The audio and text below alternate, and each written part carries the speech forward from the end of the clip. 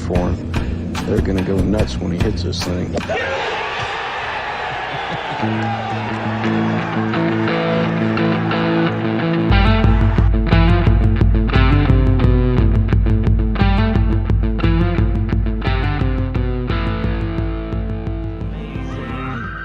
Yesterday's price is not today's price. Yo. Welcome in, fans of professional golf. This is the Preferred Lines podcast. My name is Joe Idoni. At Tour Picks is the place to find me on Twitter or X. Preferred Lines is what you need to YouTube right now. If you're not already subscribed to the show, please go over there and do so. I would appreciate it a great deal. And what we're here to do this week, I'm going to bring a guest up in just a few minutes. We're going to recap what I thought was an electric, dramatic, fantastic finish to the PGA Championship, which is getting drugged through the mud a little bit, I'm sure, as it did through the week. Haven't taken in too much content today. Flew back yesterday from Ohio with the family. We're going to recap that PGA. We're going to shift gears, talk about some of the course intricacies and notes at Colonial Country Club, give some picks to win the Charles Schwab Challenge. Before we get to the guest, I have to mention this show is proudly sponsored by the good people over at Rotoballer. If you want to join the team, huge week in store for us as we gear toward the third major of the season. We've got a big month of golf. We've got Charles Schwab. We've got Canadian Open. We got Memorial. We got the U.S. Open. A great couple of weeks. Now would be a terrific time to join. The promo code you need to know is LINES. That's LINES. That'll get you 10% off any PGA premium subscription over there at Rotoballer. You get access to the entire team, all the content. I put up 5 articles a week, full access there. I'm available in the Discord channel as well. What's up, guys? Thanks for joining the show. I'm going to bring my guest on right now. We're going to get into a little PGA recap.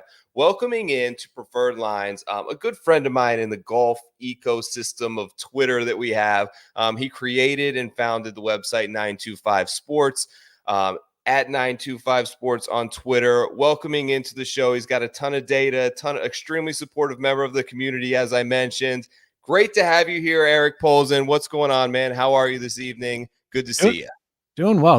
Appreciate you having me on here. And I got to say, I don't think I've ever said this. Best podcast name out there for fantasy golf. I'm always jealous of it whenever I see Preferred Lines out there, whenever they call for it. I'm like, oh, man, I just think of your podcast every time. So I know, dude. I'm waiting for, you know what? I've been anxiously waiting, hoping one of these days that someone slips up and says Preferred Lines, and I'm going to clip it and make it part of the podcast show intro.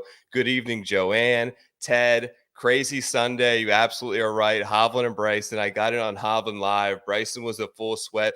But let's talk about you, Eric, because not only did you hit Xander Schauffele to win, you had him first round leader as well. Yes. You nailed both bets. Obviously, you had confidence in him in a week where I feel like most people thought that he just didn't have what it takes to get it done.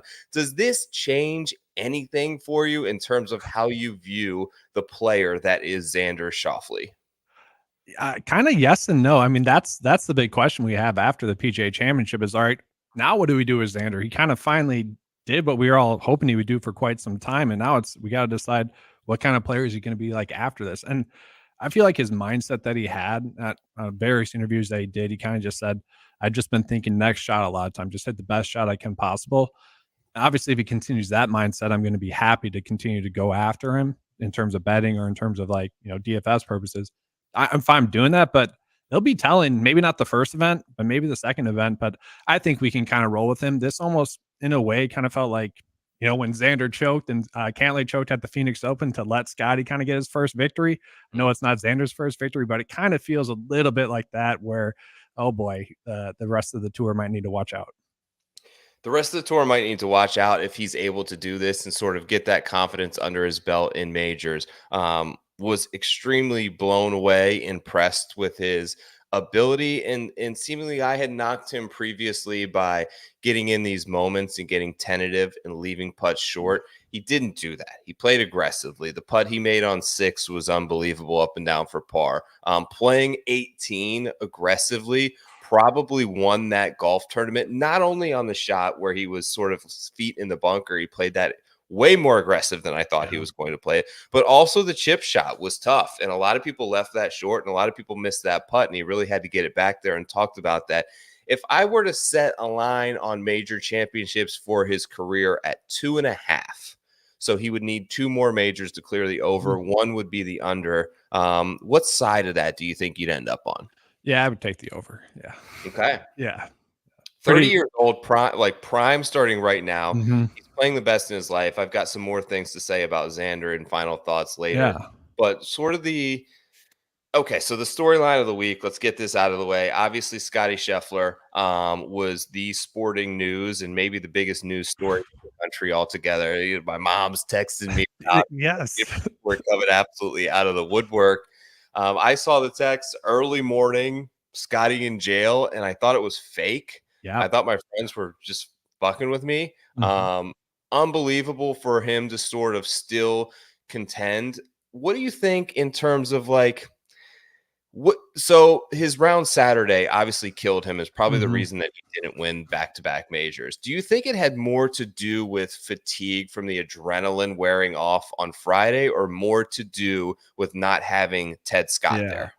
I think it's both. Like I will say, if Ted Scott was not there on Sunday, I don't think he shoots a bad round regardless. I think it was the combination of both. Like you do have the adrenaline kind of wear off naturally after that, where he did seem more wired up on Friday in his round and stuff than I thought he would be, just naturally.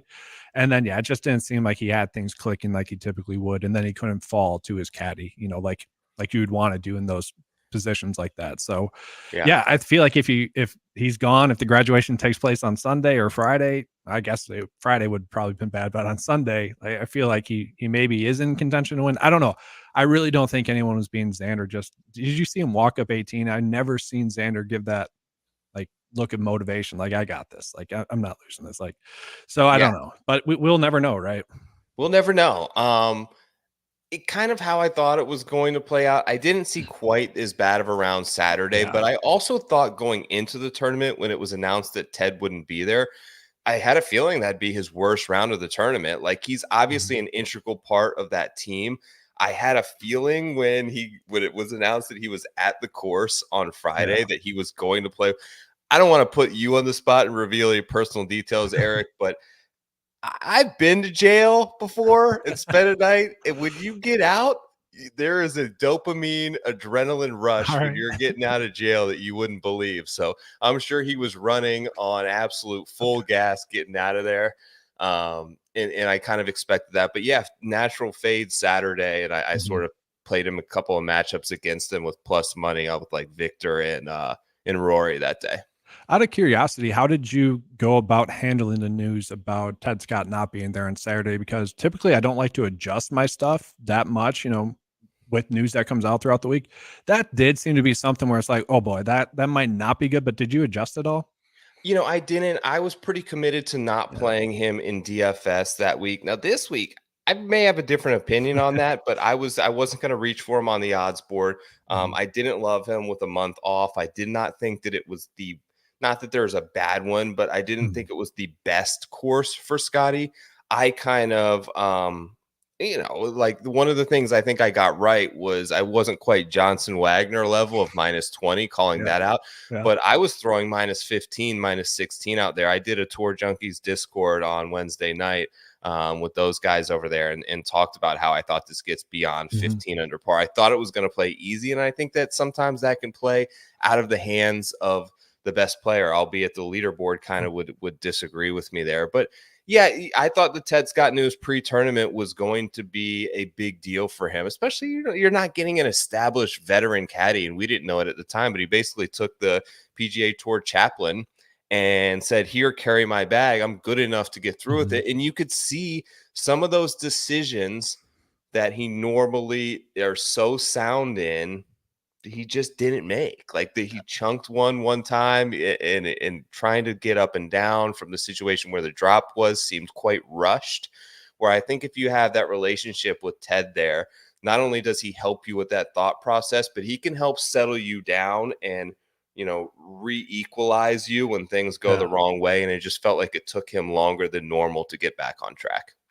Yeah, and we'll have to figure out what to do with him this week. It almost seems like it's scattered the field. I don't know if we need to pivot into that just yet, but I did want to get your thoughts real quick as well. Like, do you think the soft just conditions really was the reason as to why it didn't play as difficult? I mean, the greens were supposed to be really fast and they just were slow, and like Yeah. it just I don't know. It's interesting. I knew that adding the distance, I knew that that wasn't going to make it Mhm. harder. It was interesting. I saw Mark Hubbard tweeted when somebody took a shot at the course yesterday, and after his round, obviously Hubbard had a great week. We'll probably Mhm. talk about him later, but he tweeted that it was 95% course setup and 5% the course, which is why it played easy, which is surprising to me. It was an Yeah. interesting take because that's essentially implying that.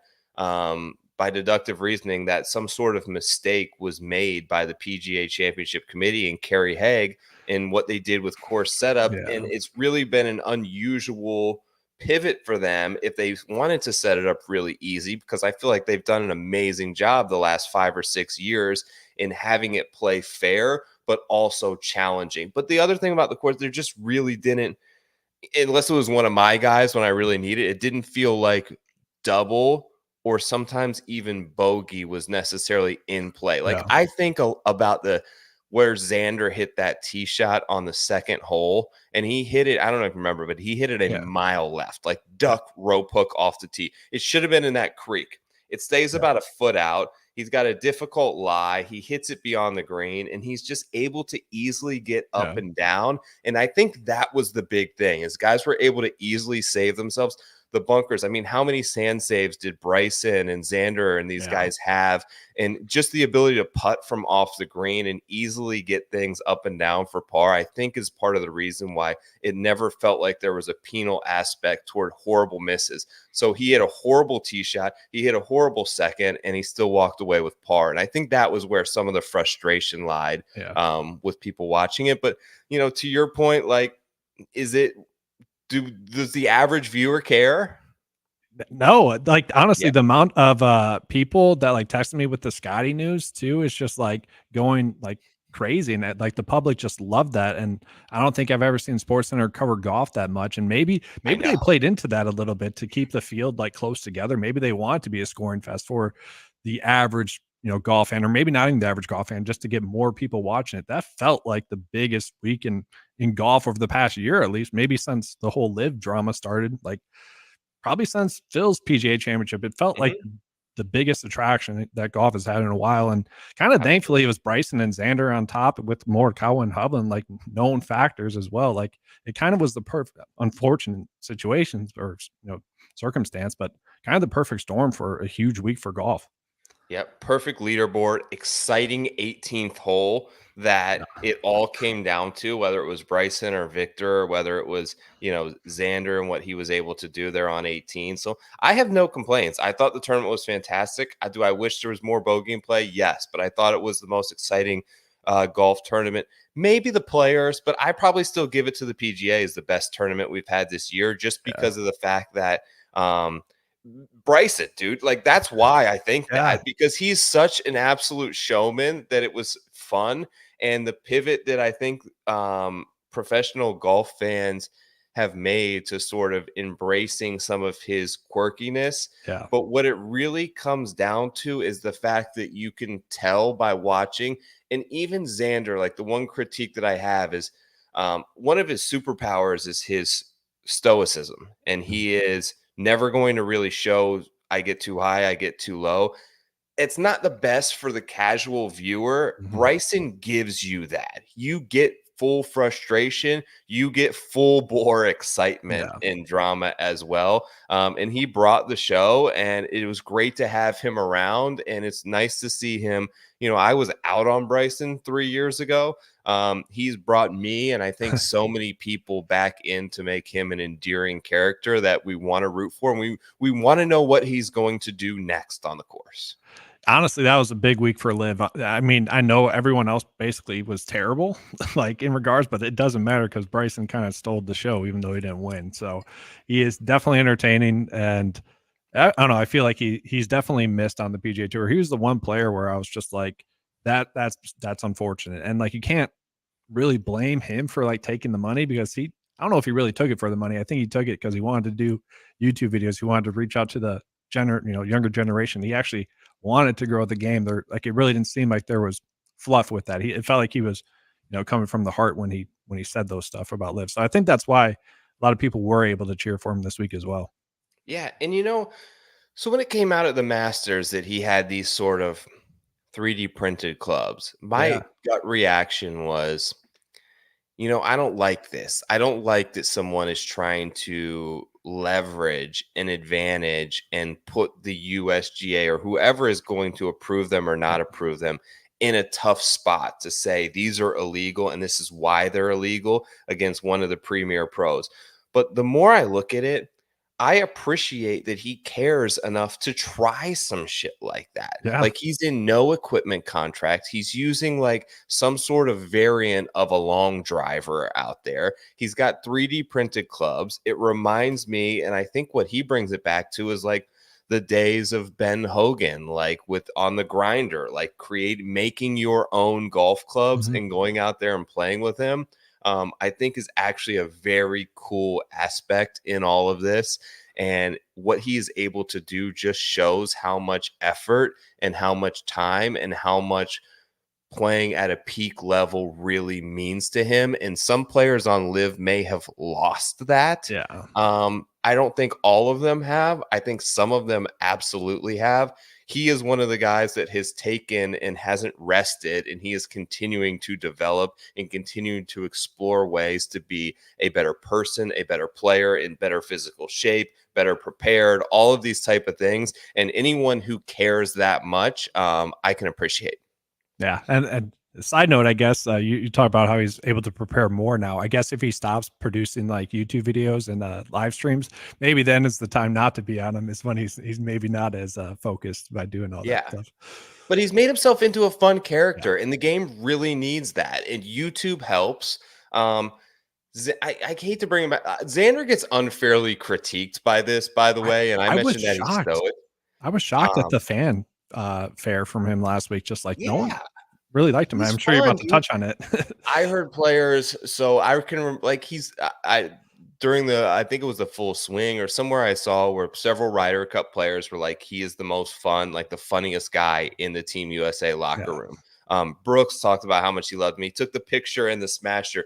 I don't know if you've ever seen any of the Bob Does Sports videos, but he did a round with those guys, and I thought he's totally came out of his shell, and it was Mm. amazing to see. Like, he's not Patrick Cantlay. He may get that rap, but he's actually like, I think probably a very cool dude and like chill to have a hang with. That's the impression I've always kind of gotten from Xander. Yeah. Yeah. What about, I wanted to ask you quickly about Victor Hovland, because people like Ooh. myself had almost zero expectations for him. News broke right before that he had linked back up with Joe Mayo after basically the article came out that I thought was really well written, that was detailed about how he can't seem to settle in on swing changes Mhm. and thoughts, and was working with all these different coaches. I wanted to ask you, like, sort of taking a glimpse into the psyche of a pro. Do you think for some of these guys, it's just that simple that a very small, minute change like that can lead to a complete resurrection and 180 in their game? Because if so, like, it's interesting that we haven't seen it with players like Justin Thomas or like Spieth or these other guys who have kind of been searching for that resurrection of being one of the top players in the world. And Victor was just able to sort of flip the switch. Do you think that's going to withstand long term, or was that just sort of maybe a 1 week thing? I mean, for Hovland specifically, I mean, I feel like we kind of got to wait and see, but I do think like he definitely just seemed a little off on his game throughout this season, and it seemed like it seemed like he had it last week, right? It could just be the major spike up. Yeah, you're a little bit more concentrated on stuff here and there, but he seemed like he had confidence with it. I think that's the biggest thing. But I mean, we've seen this before. Rory earlier on the season, basically instantly got it back.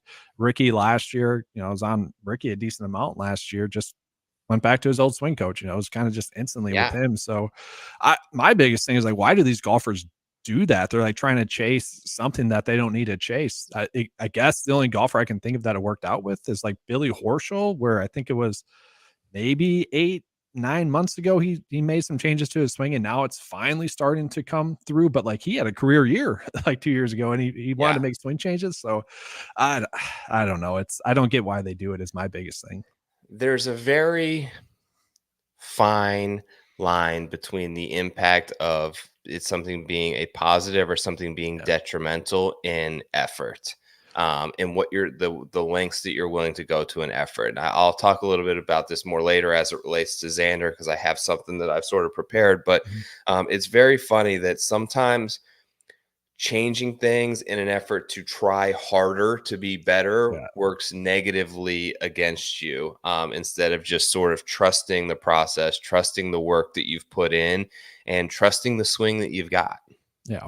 And I can see it with maybe golfers that are chasing their ceiling, but like we see it with some of these top golfers. Ricky did it at kind of his peak. That was a long spell that he was off for. Hovland, it's like why are you doing that? Billy Horschel, like I mentioned, after his solid season.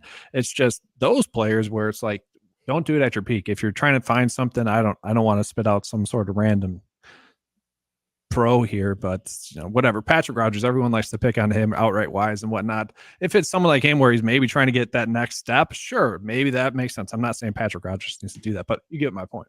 Yeah.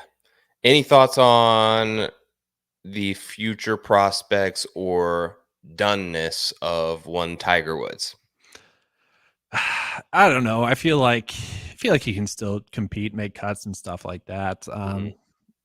I would like to see him like play at like I can't think of one off the top of my head, maybe a PGA Tour event that he could potentially compete in and actually make a top 10, I guess. I think that's the first step.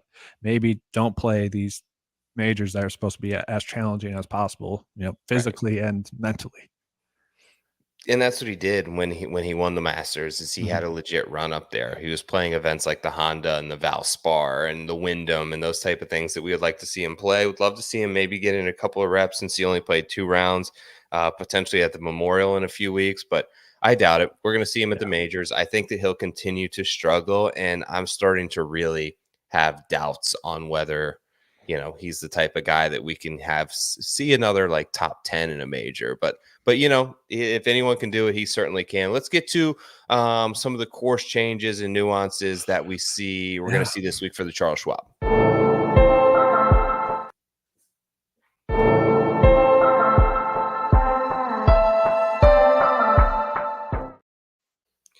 All right, Colonial Country Club in the Dallas-Fort Worth area. This tournament dates back to 1946. It's a Perry Maxwell and John Bredemus 1936 design course. Most recently, as of last year, the day the tournament ended, there was a restoration done by Gil Hanse and Jim Wagner. They lengthened the course 90 total yards, so it now sits at 72.89 on the scorecard this week as a par 70. Small bent grass greens. Some of the news about the renovation is I believe the primary goal was, and they said so, to sort of fix some of the irrigation issues that made the course conditions less sustainable previously. They have now heightened the sustainability of the course. They've made less maintenance areas. They actually removed 20 total bunkers and have created sort of grass areas around there. Some of the classic staples in Hans' philosophy is the Barranca, obviously, he's sort of famous for utilizing that at different courses, and that's assisting in the irrigation as well. In some riveted bunkers in other spots. Won't be the same, but I don't imagine that it's drastically different either, Eric. My course preview article will be up tomorrow, but last 6 winners here, I'll run through them real quick. Griot, Sam Burns, Jason Kokrak, Daniel Berger, Kevin Na, Justin Rose. Known for the sort of the narrow fairways and the classic, very tactical and strategic approach that players take. It is not a yes-no golf course. Like, I think Valhalla was a yes-no golf course. And what I mean by that is, can you hit this shot? Yes or no? There are multiple answers to this test that is Colonial. It's a multiple choice, and we've seen it in the past with the variance of winners and playing styles that you can take different routes to success here. It's not, can you hit this 190-yard shot over and over again? The Bermuda rough, I noticed, is cut down slightly this year from 3 to 2.5 inches, but still rather unpredictable. The biggest things that I'm looking for are mid-iron play, total driving acumen, course history still relatively in play, I think, here, and recent form spikes. Do you have anything to sort of add there on your notes, Eric? Yeah, I mean, I just right away with the renovation, it's kind of crazy that a course went through a renovation one in that time span, but like two, that we're really not changing our approach with it. That seems like really at all. That's Yeah. I feel like that's the biggest thing, that maybe they made the 2 out of the 3 last holes a little bit more difficult or basically more eye appealing is what I think. Like they really just probably did some things that were critical for them to still be a top, golf site, tour site. Right. But in terms of like data points I'm looking at, I do want to focus on golfers that are a little bit more of accurate off the tee. I think that's kind of what I want to look for. I like to look at golfers that are not going to make mistakes at this tournament. And so good drive percentage, maybe a little bit of wedge as well. Just some of the leaders over the past several years have ranked top 5 or better in like wedge scoring. And what I mean by that is 125 and in for scoring, but also just like average score and like approach distance from the pin and whatnot. But that's really it. I mean, still recent form as always, course history. It's weird. Like this course history that we have this week, it's like everyone that's playing in it, that's like kind of a big name, seemingly does have some sort of good course history, but they all have like one bad start. Now, Jordan's is interesting. I think dating back to last year. Last year coming into this event, we had to worry about him being a little bit banged up. I forget what the injury was, but that was kind of the concern with him prior to that. 4 straight top 10 finishes. So I don't know, like if you want to get into that just yet, but like, what are your thoughts on like Jordan this week? Because that is something that prior to going back and like looking at my notes, I was like, I can't pay on Jordan. He's been terrible. Not the best like course history dating back to last year's result. But I'm like, wait a second, he was injured. Does that change the narrative? Yeah, well, I'm going to bring up the odds board now beside us. So Spieth right now 22-1. He's the third favorite on the odds board. Here's my thoughts sort of on Spieth. The approach play has been bad, and what I've noticed, and I've hit him a couple of times as a winner, is he tends to flash you signs with the approach play right before he wins. When he won at Heritage, he actually had a good week at the Masters on approach. When he had almost won the Waste Management a few weeks or years ago, he had a really good week prior to that at the Genesis. He tends to flash signs, and it's really been off this year. And I think that kind of carries over into 4 of the 5 big names. You look at guys like Spieth, you think of, oh, he just did it all with his putter. But when he was playing great and one of the top players in the world, it was really his iron play that separated him. Max Homa, I have major question marks and concerns about. Colin Morikawa, another player where obviously a great finish last week, but outside of the 2 majors, which I don't know quite why this is, so the Masters and the PGA, outside of those 2 events, he's lost on approach in every event he's played since February. So his biggest strength, you take a player with their bread and butter asset, and that's not 100% clicking, it's hard for me to then play them, which sort of brings me back to all roads kind of lead to Scotty Scheffler. And I hate the betting price. There's 3-1s out there, by the way, on some offshores. You can get the boost on them, but I'm kind of considering this, Eric. Like, is that insane? I'm actually right now. I'm trying to look up what his first round lead and win odds are. I kind of mentioned prior to the video. Obviously, I had Xander and first round lead and win, but it wasn't the and bet. It was 2 separate bets. Like I didn't have wire to wire. I don't really like to do that too much, but maybe that is what we do with Scotty today. Maybe that's or this week. That's maybe the approach to go with. Like if we're betting on him, maybe wire to wire, maybe first round lead because he's going. I mean, maybe he somehow gets a bad tee time. Maybe that doesn't work in our favor. But it doesn't seem like it right now. And so maybe that's just the best approach to go with. I don't see any odds just yet for that. Probably what would you say, like 12-1, 10-1 for that, which still isn't great. But together, you might get like up to 15, but yeah, it's not bad at all. I might even take the 3-1 and maybe use a little odds boost on it. But the Sunday Storm that he made, I thought was good. I thought was predictable. I think he probably wins had he not had that Saturday. Arraignment officially delayed, so he does not have to go back to Louisville on Tuesday. He should be able to get a full weekend of prep. We know how much like being a Texan and being in this Dallas-Fort Worth area sort of means to him, and he had to miss. What was it that he missed? Was it the Valero? Yeah, one of the two, right? Yeah, and he was originally slated to play, and then he missed. So I think that this is important for him to stay in the field and play this week, despite everything that's going on. Bent grass greens should set up great for him.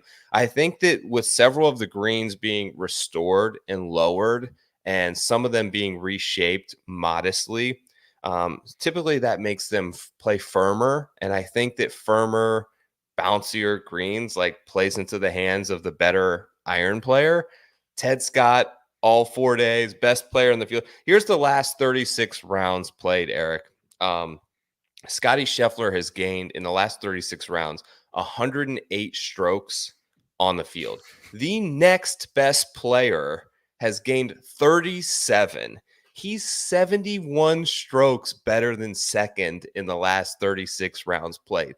Unbelievable. Like when you go from 37 and you take another 71 strokes, you're at guys who are minus 50 in strokes gained. Like his gap is insurmountable. And what I would never consider 3-1 like a bet that I'm gonna brag about. I actually don't think if you don't love here's the thing, I don't love the guys at the top.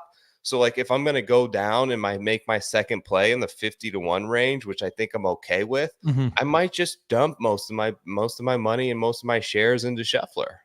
I kind of have two like questions with that, or just kind of want to get your thoughts on it. So, like, my probably biggest mistake when betting is probably not taking situations like this, and it probably just gets lost in the shuffle with, just wanting to find the best value and whatnot. But sometimes you just got to bet on the best ones to win. So, like, that's kind of part one. But part two is like, how do you go about approaching that? Is it, do you up your unit size just a lot more for that specific golfer, or is it the opposite of that? The other golfers that you're going to be on, maybe just not as much, or do you just typically go in on Scotty in that situation?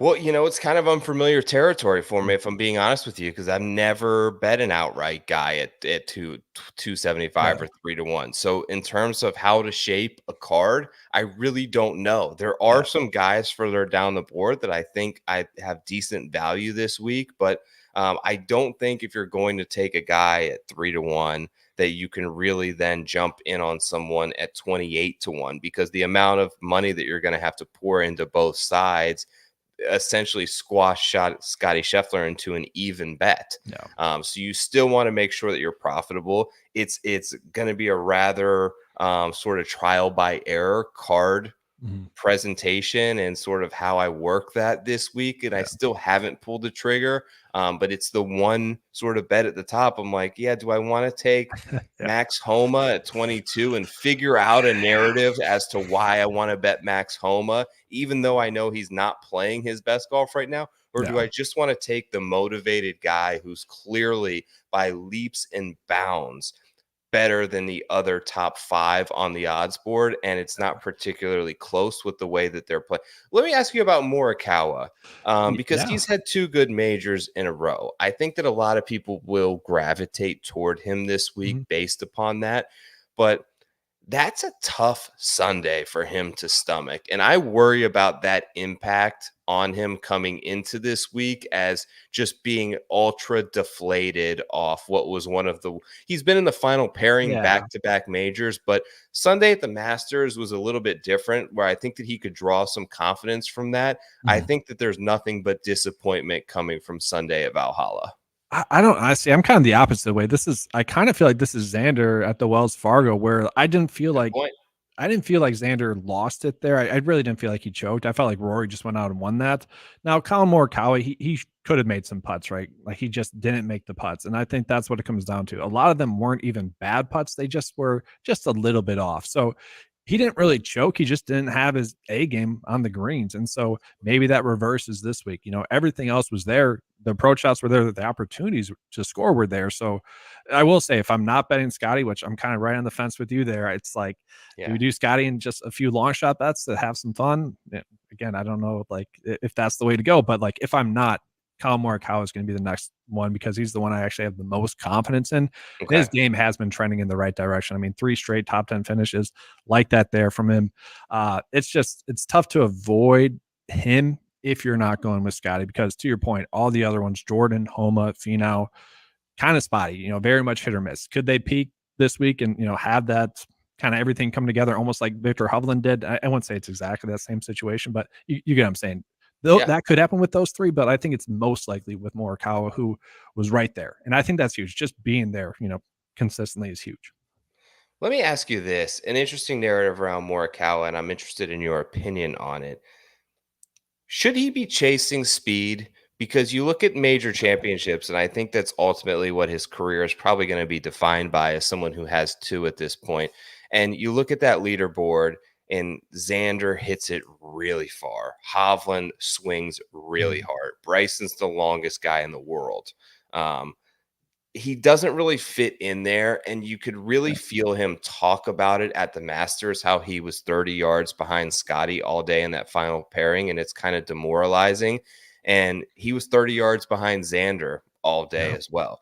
Do you think that to improve and take his game to the next level, he should actively be trying to chase power, or will that come at a detriment to maybe some of the other assets he does already possess?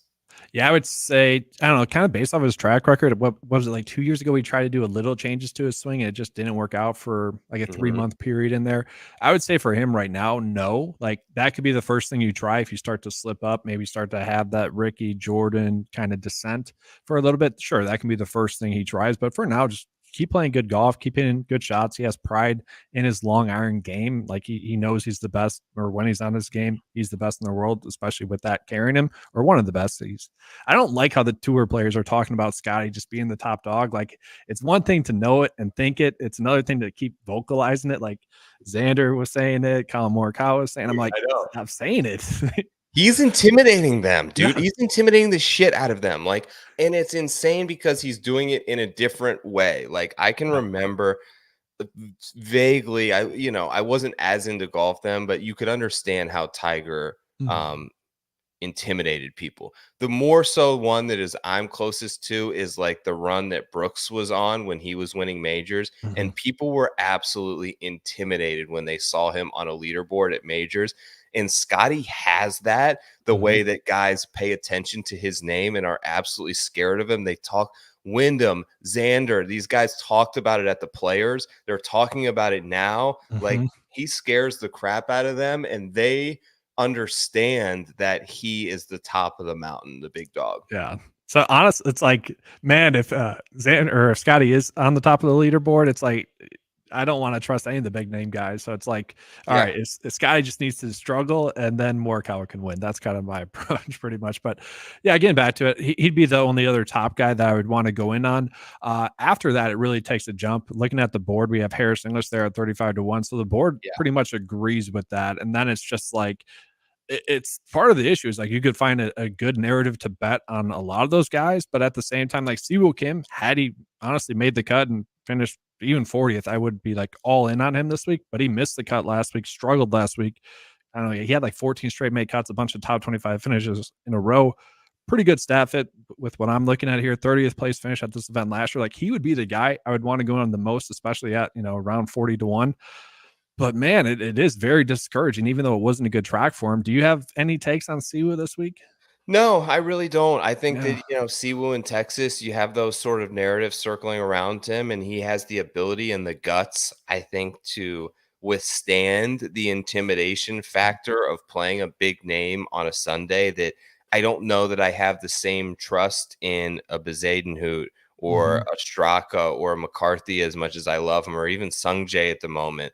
Like if they're in the final pairing next to Scotty, like I think Siwoo, I'll put it this way. He was unlikely to win, but he's definitely not going to lose because he's backing down and cowering to a Scotty Scheffler. That's true. That's true. Yeah. I'm kind of gearing like, Tom Hoagie's been a very popular selection this week. You mentioned Harris English. I kind of looked a little bit at Billy Horschel. So I don't like Billy Horschel. He irks the shit out of me, but he played well in Florida. He played well at the Cognizant. He played well at the Valspar. He obviously won Corrales a couple of weeks ago, and he's now coming off his best major championship performance since 2016 with the T8 last week, got himself into the top 10 with an eagle on 18 from quite a distance, which was made himself a lot of money on that putt, we'll say. But Billy seems to be back in form, and another player. I think the best thing that I could say about him is the guy's not afraid to win big events and understands what it takes, whether it's the Memorial or the Tour Championship. He's had moments in his career where he's really risen to the occasion against some of the best fields in golf. And that's sort of the line of confidence that I would put on someone in this 55 range that I just don't feel the same about an Andrew Putnam or some of the other names sort of around him. And I like the fact that he's back in form. He won a couple of weeks ago and knows how to win big tournaments. That's why I've kind of have my eyes circling around his name in the 55 range. Yeah, and I don't know if I purposely did the tease earlier with Billy Horschel and the swing stuff, but it does seem to be coming around for him. Like literally, he's had multiple top 10 finishes over his past 10 starts. So yeah, it's right there. Obviously, one at Corrales, that was huge for him. So he is another one of those golfers where I'm right on the fence with, but I'm more leaning towards going with him just because I hate to be saying the reason is the number, but that would push me closer to betting him. He's already someone that I would feel comfortable betting. Given that we are getting a decent number on him, I'm okay with that. Again, more assuming that Scotty's going to probably win. I don't mind chasing a guy like Billy Horschel, a little bit longer odds, just as good of a play, almost as some of the top end guys as well. And I do like that point. Like thinking about it, he wouldn't be someone mentally that would back down from Scotty. He would definitely go full throttle. He'd probably be the second best option in terms of just going at maybe the best option in terms of going after it against Scotty, like if he was in position. Yeah. This crop of names is interesting to me. Yeah. So I bet Tom Kim in Texas a couple of weeks ago. I was pretty confident. I'm wondering if I should just blindly go back there after a decent week at the Players. Adam Scott is 60-1. He's kind of been playing really well, and I've been waiting. You've seen the resurgence in the twilight years for so many players, and it just hasn't clicked for him.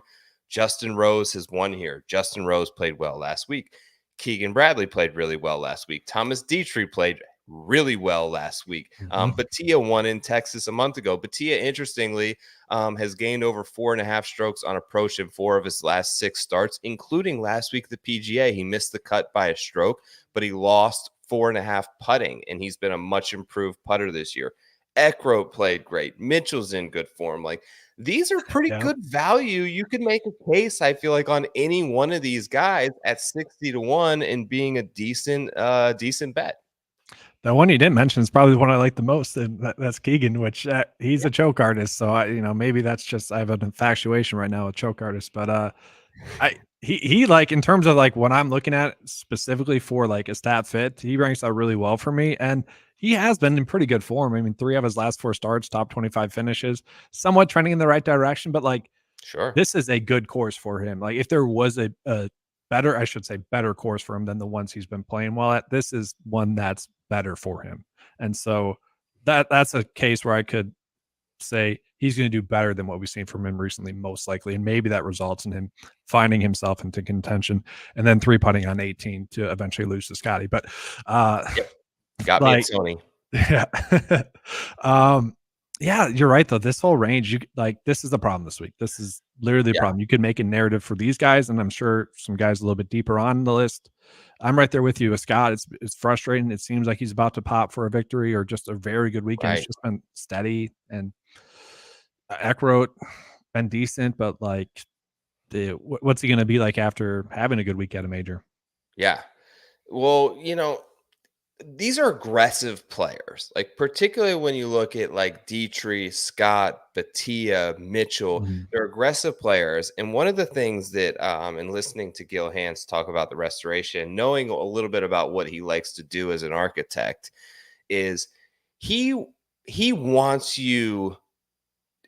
to make hazards less penal so that you're not so afraid of them that you won't continue to attack. And what I mean by that and what he's stated is if you put a big lake and a water hazard out there, guys just aren't going to hit it there.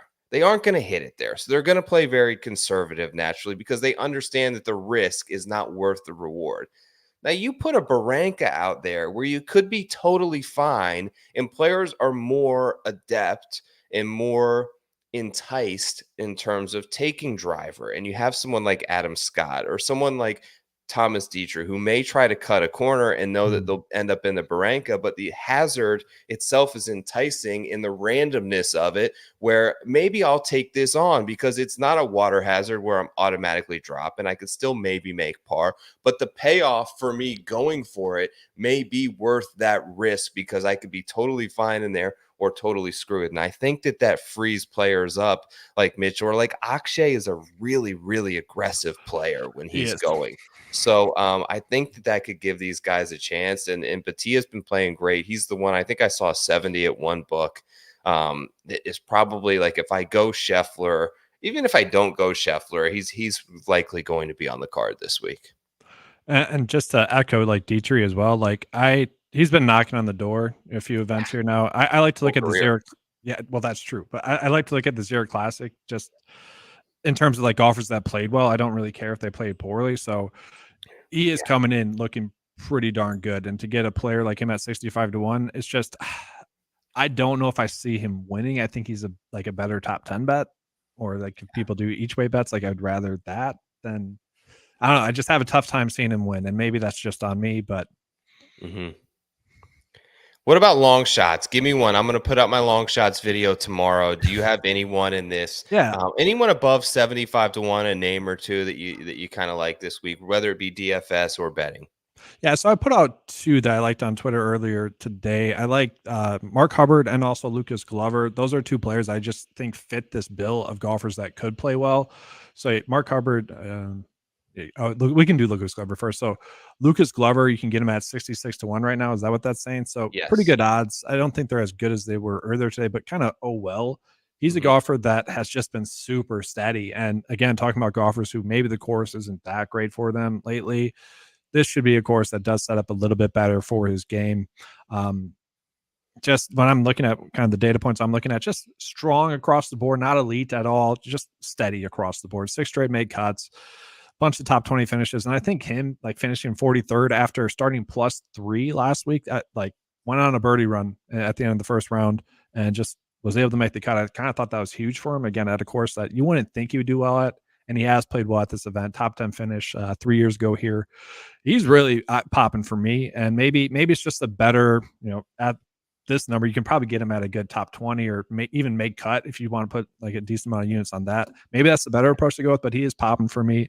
And then, Mark Hubbard as well. Just this guy has been trending in the right direction. I'm really shocked at the numbers that we're getting for him. And it's like they want us to bet on it. Like this honestly feels like one that they're like people like you and me who probably would like want to chase this number a little bit more. Maybe that's why it's out there, because he has been trending in the right direction for quite some time.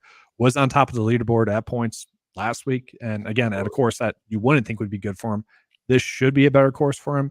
And he's a golfer that when he gets hot, he has proven he can be in contention on Sunday. So I saw that was the one that really stood out to me. It's down a little bit, but still pretty good across the board. Yeah, Hubbard, an awesome sort of mid to long iron player, very underrated, where he lacks a little bit of like pop with the driver. He makes up for in his really proficient long irons, and he's gotten a lot better around the green and sort of putting this season. Couple of good picks there. Lucas Glover as well. Hubbard, you were flirting in the 100-1 range earlier today, now down about 90. But yeah, I still think that's a good play too. Eric, man, awesome for you to join me at 925_sports on X and Twitter. If you want to go follow him, the fantasy videos he's been putting out are fantastic. Have really sort of upped your content game. We'll tell everyone where else you got your stuff is going to be active this week and where they can catch some more from you. Yeah, so just on Twitter is a big source, but 9to5 Golf YouTube channel is a good one. My main YouTube channel, which I actually switched over to have a 9to5 Golf channel just because I want to reach more of the golf audience, more niche. But 9to5Sports YouTube channel as well. So just kind of search that. And then I do come out with a weekly write-up, 9to5sports.com. Sometimes poorly written, only have so much time. So but I like to get that out to people. Yeah, so it happens. But I'll have some spelling errors and some grammatical errors in there, but you get the point. AI has actually been a nice help for that. I'll write it and then just you can kind of put it in there. It's been a nice little help there. I gotta utilize AI more. I really don't. See, I'm old school. I don't use it to write the articles, and I know I should. Everyone's using it now to make thumbnails and stuff like that. I'm Yeah. still, I got a little. I still like. You I'm a got it photo. down though. Your I'm graphics in there are like sweet. grinding out Photoshop for like an hour to make a thumbnail for this video, and I'm like, God, I could have just put this in freaking You can tell that. thumbnail.ai and done it in 30 seconds. No, you can tell you got some of the best graphics, if not the best, dude. They're honestly awesome. Thanks, brother. Well, I appreciate you joining me. All the best to you the rest of the year. Congrats again on Xander, and we'll talk to you soon. Thanks, Eric. Yep. Good luck, everyone. Later, buddy. All right, very cool of him to join me. I wanted to do a little final thoughts segment before we get out of here this week. Thank you all for sticking with me. Make sure to subscribe to the YouTube channel, Preferred Lines, if you get a chance.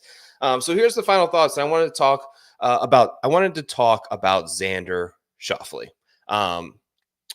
Here's a quote from Xander that I got at the Players Championship, and he gave it to everyone, and we were all there. But quote, "My dad told me a long time ago to commit, execute, and accept. I'm swallowing a heavy dose of acceptance right now, but that's kind of what I did. I tried to commit, I executed poorly on some shots, and now I'm here standing in front of you all accepting it." He said that with a smile on his face, and you could tell it was sort of eating at him. But here, fast forward a little less than 2 months later, and this was his quote yesterday. "I knew that if I could just get out of my own way and let myself hit the shots and read the putts, I would have a great chance to win." Number 2 player in the world, and from a long and short-term strokes gained perspective, he's behind only Scotty Scheffler right now in the game, and his floor seems to be floating on clouds that sits just inches from the ceiling, and so close, but yet so far until now. And I'm reminded that Xander is only 30 years old and just now entering what many would consider to be the prime of his golfing career. But let's talk a little bit about where he came from. He was not a Haskins Award winner.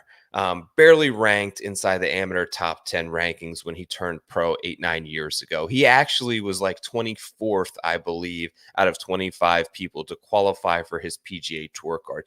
It was not an easy run. Where he got his big breakthrough was sectional qualifying for a U.S. Open at Erin Hills and got himself into that event. Top 5. And then the 2019 Masters comes along with Tiger Woods. He finished second, I believe, in that event. There were 125 to 1s floating out there. I was touting the tickets, but he has come a long way in a relatively short period of time.